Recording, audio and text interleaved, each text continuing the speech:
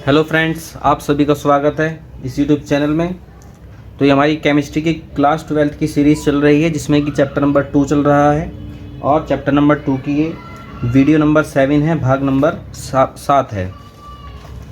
तो फ्रेंड्स, आज हमें क्या क्या चीज़ें इसमें करनी है। आज हमें करना है एक महत्वपूर्ण टॉपिक है, मोस्ट इम्पोर्टेंट टॉपिक है, वाष्प दाब का आपेक्षिक अवनमन, relative depression of vapour pressure. तो एक हमें करना है वाष्प दाब का आपेक्षिक अवनमन, जो कि छोटा सा टॉपिक है, ठीक है। और फिर हमें करना है इसी आपेक्षिक अवनमन से संबंधित राउल्ट का एक नियम है, तो राउल्ट का नियम और वह इस नियम की सीमाएं हम करेंगे। यदि एग्ज़ाम की दृष्टि से देखा जाए तो ये टॉपिक एक मोस्ट इम्पोर्टेंट टॉपिक है, आप इसे बहुत ध्यान से समझिएगा।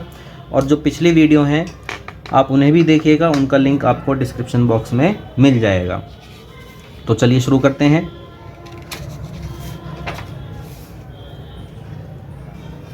तो देखिए, वाष्प दाब जो है, वाष्प दाब मैंने पिछले लेक्चर में आपको बहुत डिटेल में समझाया था।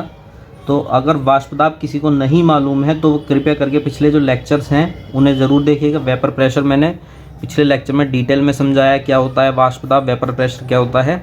तो वाष्प दाब आप वहीं समझिएगा। हमारा आज का जो टॉपिक है, आज का टॉपिक है वाष्प दाब का आपेक्षिक अवनमन। वाष्प दाब का आपेक्षिक अवनमन।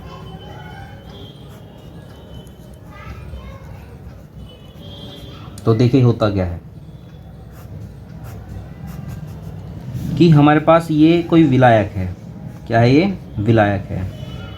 ये कोई विलायक है। जब हम इस शुद्ध विलायक में, अभी ये क्या है? शुद्ध विलायक है। जब इस शुद्ध विलायक में कोई विलय मिलाया जाता है, क्या मिलाया जाता है? विलय मिलाया जाता है। और ये विलय कैसा है? यह अवाष्पशील विलय है। कैसा विलय है? अवाष्पशील विलय। भाई विलय खुद भी तो ऐसा हो सकता है ना, है जो वाष्प बना सकता हो, जैसे कि नेफ्थलीन होती है। नेफ्थलीन का जो पाउडर होता है वो क्या होता है? वो वाष्पशील होता है, ठीक है। तो हमें यहाँ पे विलय जो मिलाना, वो ध्यान रखना किस तरह के विलय की बात हो रही है। वो विलय की बात हो रही है अवाष्पशील विलय, जैसे कि नमक, जैसे कि चीनी, जैसे कि ग्लूकोज, इस तरह के जो विलय हैं वो मिलाने हैं। तो जब हम किसी शुद्ध विलायक में, ये हमारे पास एक शुद्ध विलायक है, क्या है ये? अभी ये हमारे पास शुद्ध विलायक है। तो जब हम इस शुद्ध विलायक में कोई अवाष्पशील विलय मिलाएंगे, तो अवाष्पशील विलय मिलाने पर इस विलायक के जो वाष्प दाब में कमी आ जाएगी। क्या होगी? वाष्प दाब में कमी हो जाएगी। मान लीजिए कि शुरुआत में जब ये शुद्ध विलायक था, शुद्ध विलायक का जो वाष्प दाब था, शुद्ध विलायक का जो वाष्प दाब, मान लीजिए शुरुआत में जो था शुद्ध विलायक का वाष्प दाब, वो मान लीजिए वो था 100। कितना था? 100। कि स्टार्टिंग में जो वाष्प दाब है वो कितना है? 100। अब जब हमने इसमें मिला दिया है, विलय मिला दिया, बाद में विलय मिलाने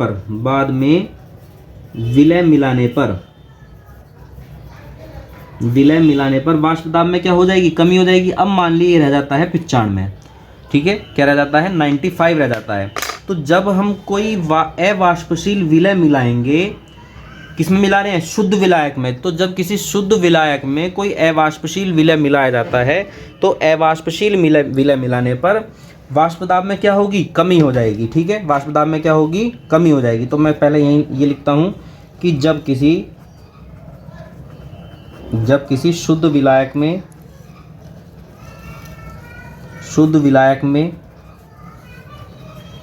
कोई अवाष्पशील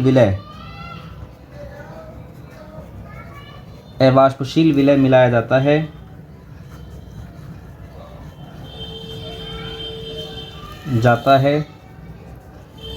तो विलायक के वाष्प दाब में कमी आ जाती है।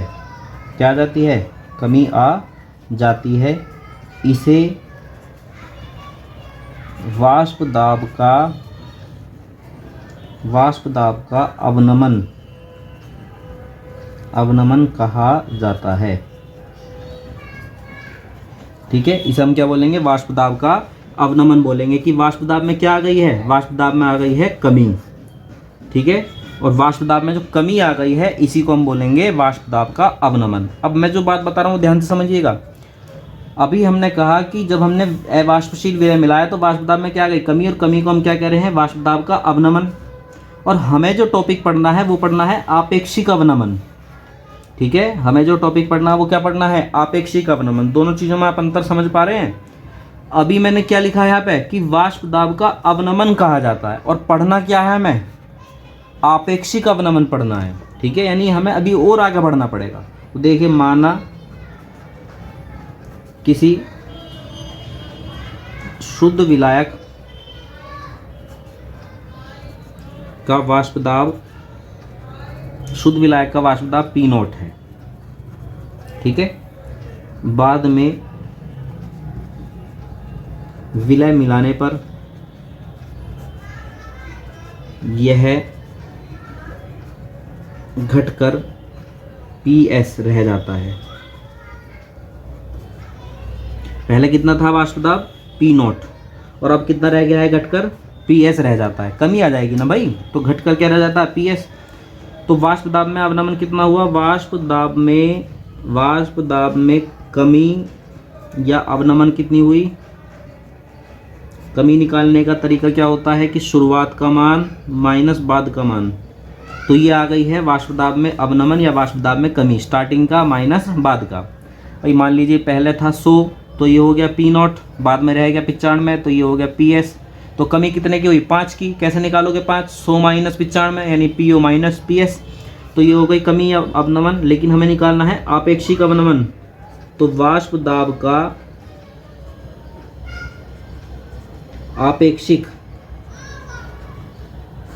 आपेक्षिक अवनमन, ये क्या चीज़ है, देखो ये है कि जो आपकी कमी आई है ना, जो आपकी कमी आई है उसे हमें शुरुआत वाले मान से भाग करना है। ये होता है आपेक्षिक अवनमन। देखिए, अवनमन तो है ही, कमी तो है ही, कमी तो हमें निकालनी ही है। तो कमी कितनी थी, PO minus PS, P0 minus PS, ये तो कमी हो गई। अब इसमें एक चीज़ और जुड़ी है, वो क्या है, आपेक्षिक। तो आपेक्षिक का मतलब वो होता है कि भाई देखो कमी तो है, लेकिन शुरुआत वाले के हिसाब से कितनी कमी आई है। तो शुरुआत वाले के हिसाब से जो कमी होती है उसे हम बोलते हैं आपेक्षिक अवनमन। यानी कि P0 माइनस PS, ये तो हो गई कमी, ये तो हो गया अवनमन। अब इस अवनमन को हमने स्टार्टिंग वाले मान से भाग दे दिया। क्या करा, स्टार्टिंग वाले मान से भाग दे दिया। तो अब ये बन गया है आपेक्षिक अवनमन। अभी तक क्या है, ये अभी है अवनमन, अभी क्या है, ये अवनमन है। और जैसे ही शुरुआत वाले मान से भाग दे देंगे तब ये बन जाएगा आपेक्षिक अवनमन। तो अब समझ में आ गया क्या है आपेक्षिक अवनमन। तो ये था वाष्प दाब का आपेक्षिक अवनमन। और ये सब चीज़ें कब होंगी, ये सब चीज़ें तब होंगी जब हम इसमें कोई अवाष्पशील विलय मिलाएंगे। ठीक है, इतनी बात समझ में आ गई। अब हम चलते हैं नेक्स्ट हेडिंग की तरफ। नेक्स्ट हेडिंग है हमारा राउल्ट का नियम। एक राउल्ट का नियम मैंने आपको पहले भी पढ़ाया था, वो अलग है, ये अलग है। तो एग्ज़ाम में जब आए तो एक बार आप देख लीजिएगा कि कौन सा राउल्ट का नियम पूछा जा रहा है। ठीक है, तो अब जो हम नियम करने वाले हैं राउल्ट का, वो है वाष्प दाब के आपेक्षिक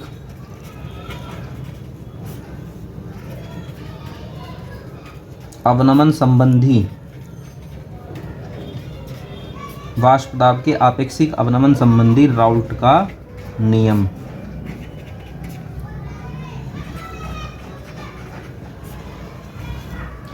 और ये एक मोस्ट इम्पोर्टेंट हेडिंग है, बहुत पूछी जाती है एग्ज़ाम में, काफ़ी आती है एग्ज़ाम में पूछ ली जाती है। तो देखते हैं है क्या ये नियम। ठीक है, तो राउल्ट ने ये बताया कि जो वाष्प दाब का जो आपेक्षिक अवनमन होता है ना, वाष्प दाब का आपेक्षिक अवनमन जो होता है वो बराबर होता है विलय के मोल प्रभाज के। ये नियम है, विलय का मोल प्रभाज, बस इतना सा नियम है। तो पहले इसे लिख देते हैं। राउल्ट ने, और ये जो राउल्ट ने जो नियम दिया ना, तनु विलयनों के लिए दिया। राउल्ट ने तनु विलयन यानी कि जिनकी सांद्रता क्या हो, कम हो, तनु विलयनों के लिए एक नियम प्रस्तुत किया, जिसके अनुसार अब क्या है नियम, बताइए आप क्या नियम बनता है कि किसी विलायक के वाष्प दाब का आपेक्षिक अवनमन विलय के मोल प्रभाज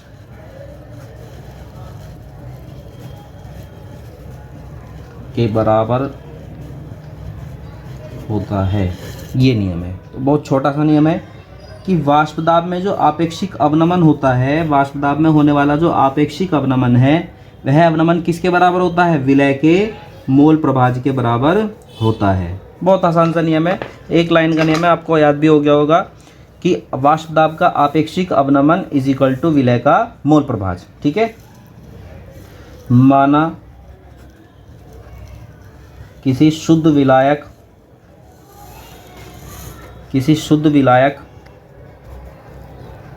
का वाष्प दाब P0 है, जब इसमें कोई अवाष्पशील विलय मिलाया जाता है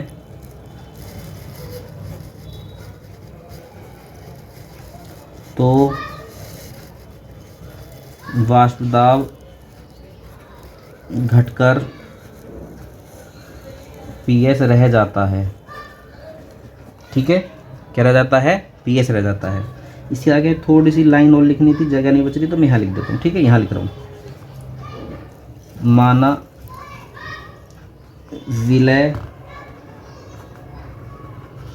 और विलायक के मोल क्रमशः स्मॉल n व कैपिटल N है। ठीक है, लिखनी कहाँ थी ये बात? ये यहाँ लिखनी थी। ठीक है, जगह नहीं बची तो मैंने यहाँ लिख दिया। अब देखिए, वाष्प दाब का आपेक्षिक अवनमन कैसे निकालते हैं? शुरुआत का माइनस बाद का, ये तो आ गया अवनमन, और इसे जब भाग देंगे शुरुआत से तो ये बन गया आपेक्षिक अवनमन। और विलय का मोल प्रभाज कैसे निकालते हैं? विलय के मोल ऊपर और टोटल मोल जोड़ के नीचे। ठीक है, तो क्या इक्वेशन बनी? P minus PS upon P is equal to small n upon, ठीक है, ये हमारी बन गई राउल्ट के नियम की समीकरण। कुछ भी कठिनाई नहीं है, बहुत आसान सी समीकरण है, आप बहुत इजीली समझ जाएंगे कि एक तरफ तो हमें क्या निकालना है? वाष्प दाब का अपेक्षिक अवनमन निकालना है। और वाष्प दाब का अपेक्षिक अवनमन कैसे निकालते हैं? शुरुआत का माइनस बाद का, ये आ गया अवनमन बटे प्रारंभिक मान, यह हो गया आपेक्षिक अवनमन। और विलय का मोल प्रभाज कैसे निकालते हैं? विलय के मोल ऊपर और दोनों के टोटल मोल नीचे, विलय और विलायक के जोड़ के नीचे रख देंगे। अब चूंकि ये जो नियम था, ये नियम किसके लिए लागू हुआ था? ये लागू हुआ था तनु विलयनों के लिए। चूंकि यह नियम केवल तनु विलयनों के लिए लागू होता है, तनु विलयनों के लिए लागू है। और तनु जो विलयन होते हैं, डाइल्यूट जो सॉल्यूशन होते हैं, तनु विलयनों के लिए खास बात क्या होती है? तनु विलयनों में विलय और विलायक, ठीक है, देखो विलय तो बहुत कम होगा तभी तो वो तनु है। तनु का मीनिंग क्या होता है? तनु का मीनिंग ये होता है कि भाई कम मात्रा में विलय है। तो विलय चूंकि कम मात्रा में है तो ज़्यादा मात्रा किसकी होती है? विलायक की होती है। आप एक चीज़ बहुत ध्यान से समझिएगा, एक चीज़ आप समझिए कि देखिए, मान लीजिए यहाँ लिखा है 2 + 20 तो 22 बनेगा। मैं लिखता हूँ 0.2 + 20 इज इक्वल टू 20.2। मैं लिखता हूँ 0.1 + 20 इज इक्वल टू 20.1। देखिए 20 के साथ जब जो 2 जुड़ता है तो बनता है 22। 22 और 20 में बहुत बड़ा अंतर है। ठीक है, 20 में जब 0.2 जुड़ता है तो बनता है 20.2। इन दोनों के बीच का जो अंतर है वो बहुत थोड़ा सा रह गया। इसी तरह से जब 0.1 जुड़ता है तो बनता है 20.1। अब इन दोनों के बीच का अंतर क्या रह गया? और छोटा रह गया। यानी कि क्या मैं ऐसा नहीं लिख सकता कि 0.1 + 20 इज इक्वल टू 20.1 जो है मैं ये लिख दूँ कि भाई 20 जो है वो लगभग 20.1 के ही बराबर है। मत जोड़ो, इसे क्या फ़र्क पड़ रहा है, इसे जोड़ने कुछ फ़र्क पड़ रहा है नहीं। अगर 20 में 0.1 जुड़ भी जाएगा तो क्या बन जाएगा 20.1, कोई खास अंतर तो आया नहीं है। आप समझ रहे हैं मेरी बात को, क्या कह रहा हूँ। जब किसी बड़ी राशि में कोई छोटी सी राशि जोड़ी जाती है तो उसे जोड़ने का कोई खास असर हुआ नहीं हुआ। पहले था 20, अब हो गया 20.1, कोई खास असर होता नहीं है। अब ये चीज़ जो है ये लागू होती है तनु विलयनों पर, कि तनु विलयन में दो चीज़ है, विलय और विलायक। ठीक है, अब ये जो विलय है ये बहुत थोड़ा सा होता है और विलय जो होता है बहुत ज़्यादा होता है। तो अब थोड़े से विलय को विलायक में जोड़ने का कोई खास असर होगा नहीं। ठीक है, यहाँ कोई बहुत बड़ा चेंज नहीं हो जाएगा अगर ये दोनों आपस में जुड़ रहे हैं। अगर मैं इसे हटा भी दूँ तो भी कोई खास चेंज नहीं होगा। तो हम क्या करते हैं, हम ये करते हैं कि यहाँ ये जो लिखा हुआ है ना, ये हम ये मानते हैं कि भाई देखो तनु विलयनों के लिए लागू हो रहा है। तो ये जो थोड़ा सा विलय है ये तो बहुत थोड़ी सी मात्रा है। थोड़ी सी मात्रा को इस बड़ी मात्रा में जोड़ने से कुछ खास वृद्धि नहीं होगी। तो हम क्या करते हैं, इसे चेंज इस तरीके से कर लेते हैं। चलो नेक्स्ट पेज पे लिखता हूँ मैं, चेंज किस तरीके से करेंगे। ये इस तरीके से चेंज हो जाता है कि P माइनस PS तो था ही अपॉन P0 तो था ही, ये तो था ही। यहाँ n प्लस n की जगह रह जाता है केवल n। तो ये नियम हो जाता है तनु विलयनों के लिए, राउल्ट का नियम। ठीक है, अब इसकी कभी कभी एग्जाम में सीमाएं भी पूछ ली जाती हैं। सीमाएं यानी लिमिटेशंस की, ये नियम कहाँ कहाँ लागू होता है और कहाँ लागू ये नहीं होता। तो लिमिटेशंस, सीमाएं इसकी क्या क्या हैं वो और देख लेते हैं हम, क्या क्या सीमाएं हैं। तो पहली सीमा तो यही है कि यह नियम केवल तनु विलयनों के लिए लागू होता है, सांद्र विलयनों के लिए नहीं। दूसरी बात क्या थी आप बताइए। दूसरी बात ये थी कि ये किस प्रकार के विलय के लिए लागू होता है, अवाष्पशील विलय के लिए। ठीक है, यह नियम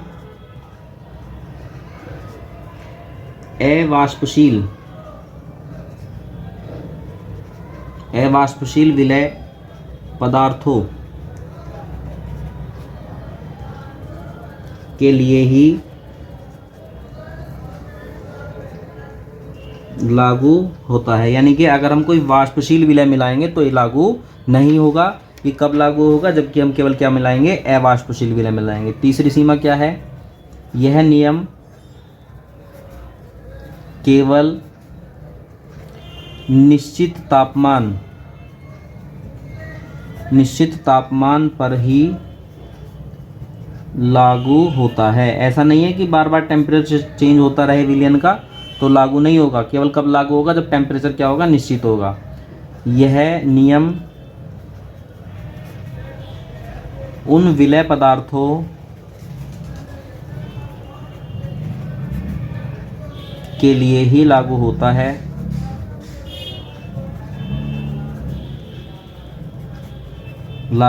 है जो कि आयनित अथवा संगुणित नहीं होते हैं। आयनित अथवा संगुणित नहीं होते हैं। इसका मीनिंग ये है कि ऐसा ना हो कि हमारा जो पदार्थ है वो घोलने पर आयनों में टूट जाए। जैसे NaCl है, NaCl क्या होता है, आयनों में टूट जाता है।